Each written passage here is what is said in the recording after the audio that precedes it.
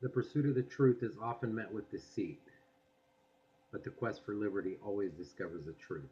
Hi, I'm Jake with InternetDeputy.com, where it's not about politics, it's about freedom. Today I want to address a situation that occurred in Charlottesville, Virginia.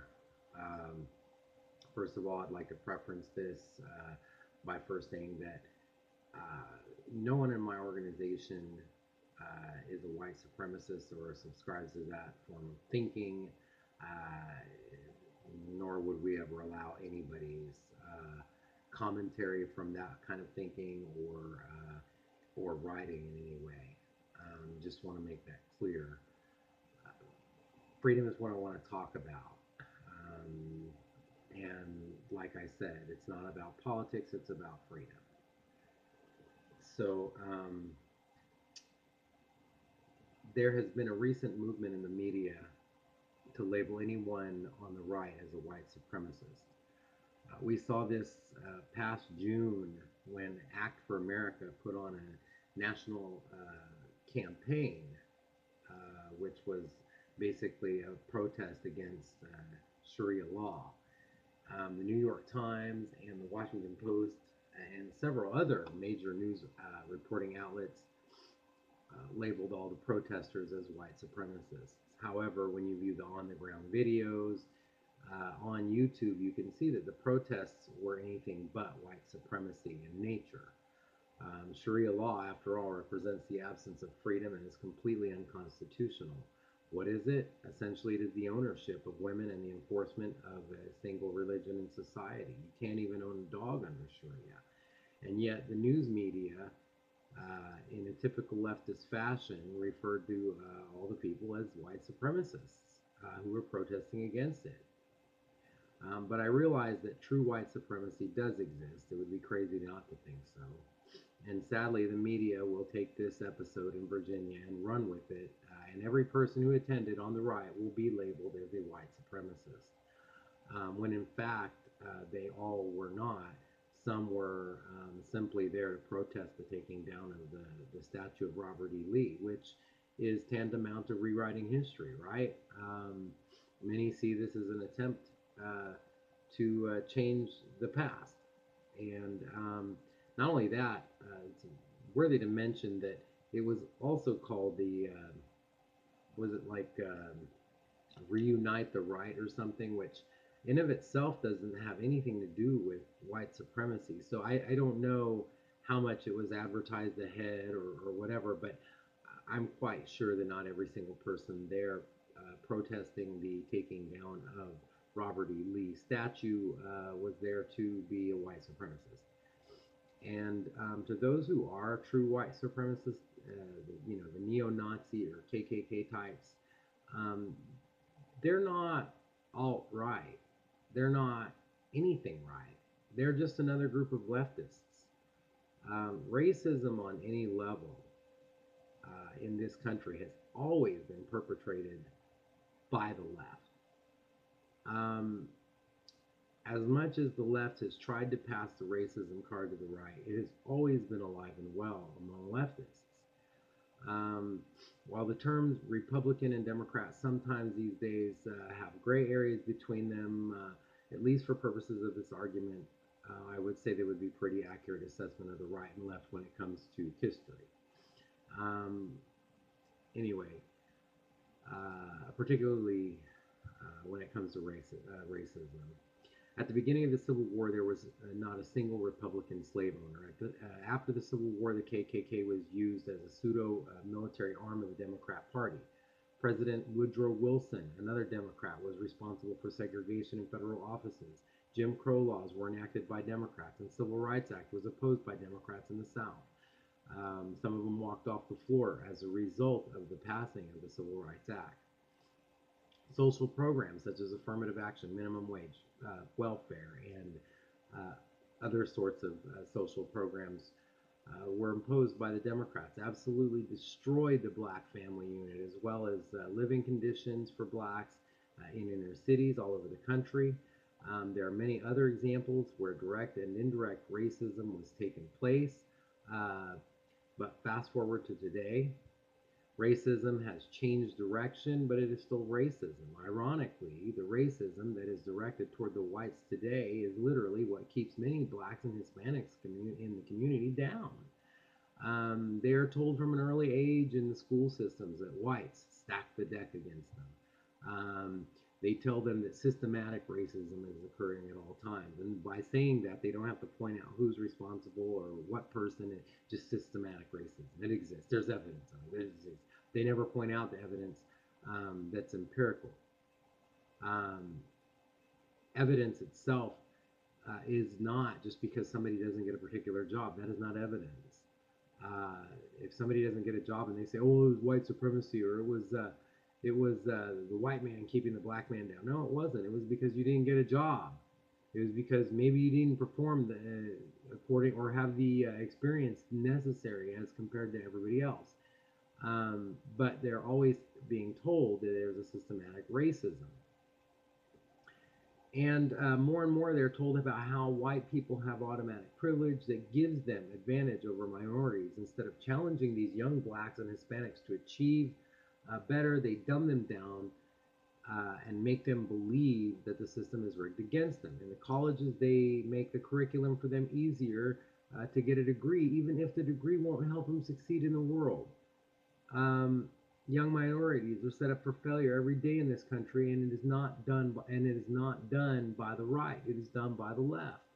I realize how difficult it is for some on the left to believe, especially after years of brainwashing, but this is pure racism, regardless of color of people selling the nonsense. It is still racism. It is racist to essentially say that whites, by their skin color alone, do not have to work hard for success. And it is racist to say blacks and Hispanics simply don't have what it takes to compete against whites. It is racist to intentionally omit stories of self achieved successes in the black and Hispanic community. Uh, that racism contributes to hatred. And that is what this is about. Remember, in Star Wars, the Jedi could not control the thoughts of those who were not weak minded. I realize that may seem like an attempt on my part to marginalize this serious topic, but it demonstrates partly why we are where we are today. True right wingers think in terms of freedom, and true leftists think in terms of control. While there are leftists who believe in the idea of the free utopian society, most leftists who are at the top of the chain, so to speak, believe that there are only a few elites who know what is best for society, and the rest simply should follow and live by their standards. The weak-minded are literally willing to follow their emotions triggered by outside influence, and this is doesn't matter what race. This is all races, and you'll you know they hear by the controllers. They hear their controllers telling them what to hate, when to hate it, and they carry it out. They hate. It doesn't matter what color, sexual preference, or religion. They hate because they've been told to hate. The hatred must be directed somewhere, so they direct it to who they are told to hate. When people like to compare Adolf Hitler to the right, they fail to recognize their own behavior engages in Hitler-style scapegoating, right? I mean, Hitler directed all the hatred of the depression that that country was going through, the economic downturn that it had dealt with, the people starving, people working and not getting anywhere.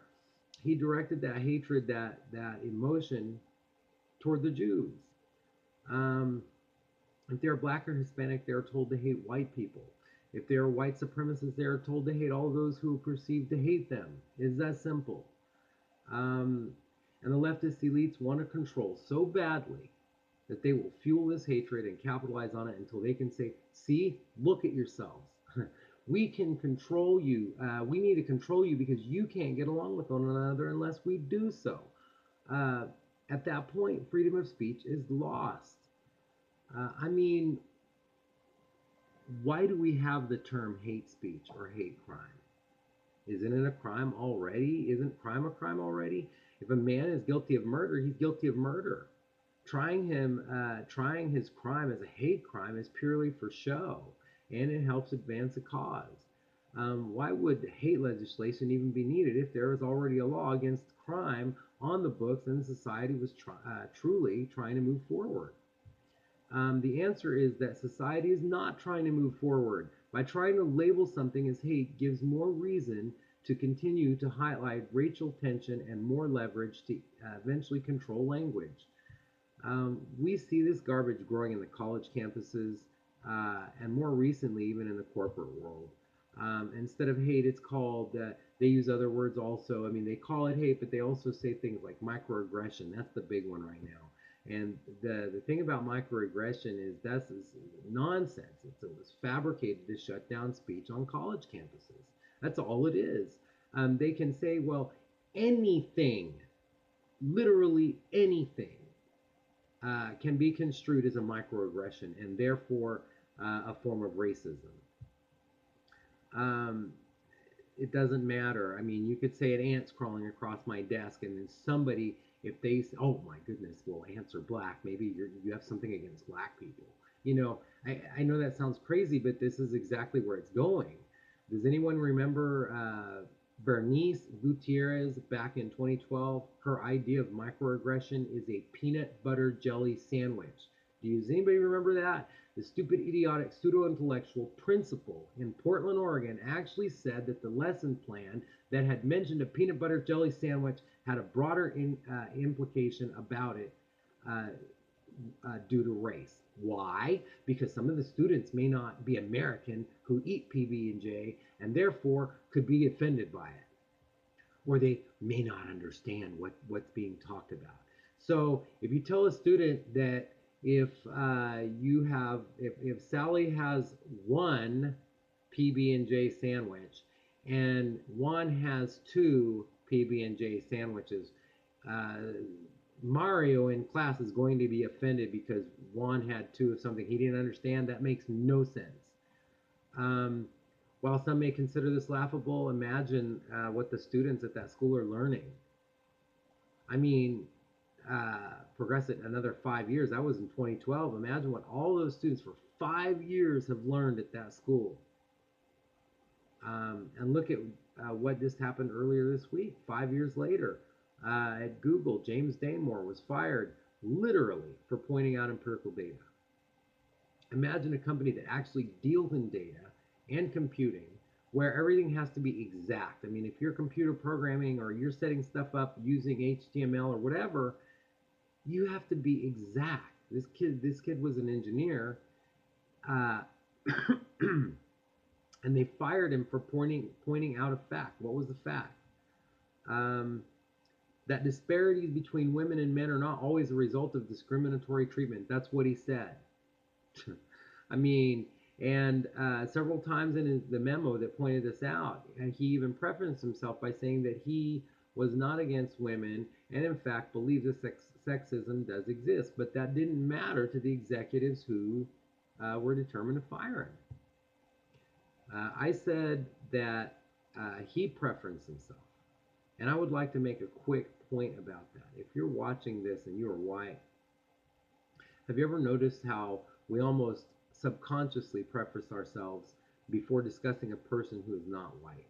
Pay attention to yourself and others. If you don't pay attention to yourself, just pay attention to yourself or listen to others when they speak when this situation arises. If you are, for example, talking amongst co-workers about a performance or behavior issue of another employee or a co-worker, do you preface yourself? Most white people tend to do it almost automatically. They will almost invariably say when somebody, if the person has a different race than their own, they'll say, well, I'm not a racist, but, and, or I don't have anything against uh, black people, or I don't have anything against Hispanics. They don't bother me. It's just that this person here, and what they're saying is they don't want to be accused because they're worried about being accused when all they should be saying is, look, so and so's behavior is X, period. But they don't. And they always have to feel like they better uh, they, they better say something before. Personally, I think that a society that has moved past racial tension should not require a preamble when talking about somebody of a different race. Excuse me. Getting back to the main issue, the point of this is that the left is using anything it can to make up to control the language. They use race baiting to create hatred within society. They get rid of free speech by outlawing hate speech. And whenever they want to shut you down, they will simply call it hate speech. If this happens, then they get to throw people in jail for saying peanut butter jelly sandwich because that is hateful. And don't think that I'm being funny. If you are watching this and you are not white, believe the left. Please understand, they want you to hate me. They want me to hate you. They may tell you, "Oh, I care for you because I know how downtrodden you are. Because there are so many whites out there that just don't like black people or Hispanic people. But I'm your friend and I really care." Bullshit. They don't give a damn about you.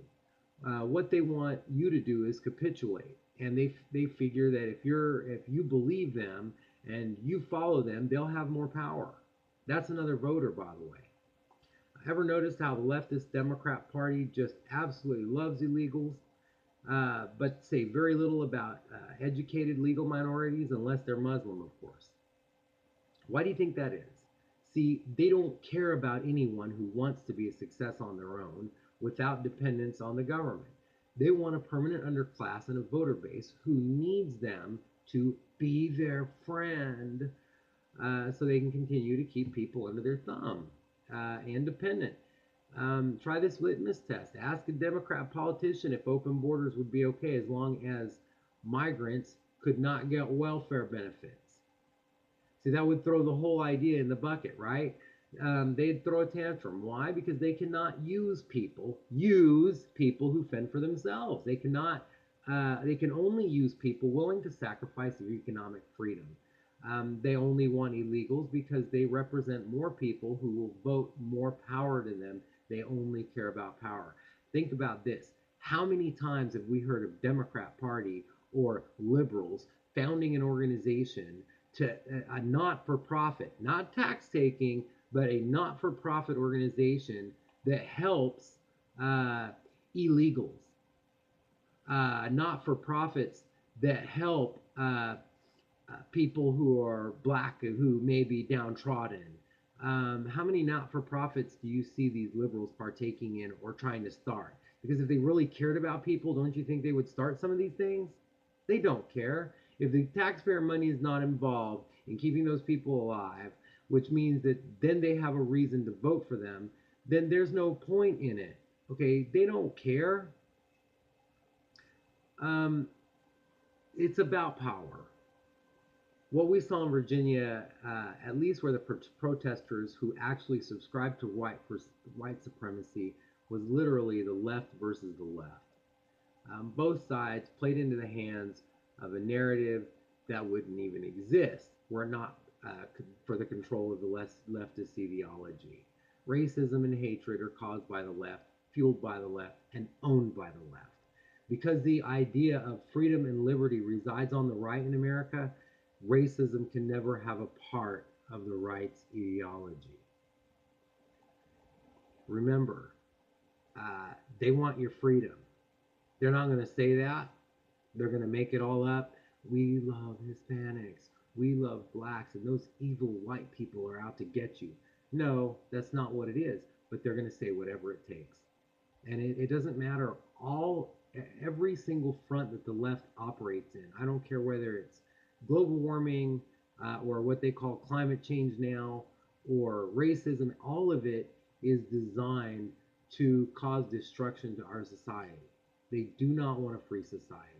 They do not want people being able to choose for themselves because they feel like they can choose it better for you. It's kind of sad to think that what's going on in Venezuela is exactly where we're headed, yet the leftists will never tell you that. And look what's happening. President Maduro has just decided to override their constitution, and he's starting to take in political dissidents into jail, and who knows what else. People are being punished, and there's no longer freedom of speech there. So is that where we want? Is that where we want to be? A bunch of starving people with no right to speak? Because the money that these leftists need in order to advance their cause is tremendous. Eventually, it's going to cause this country to run out of it. When we're all poor and have no one no way to speak about it, then we'll all be in the same boat. Is that what we really want? Anyway, I'm Jake, internetdeputy.com. Uh, Please click my video to subscribe and check us out on internetdeputy.com, where it's not about politics, it's about freedom.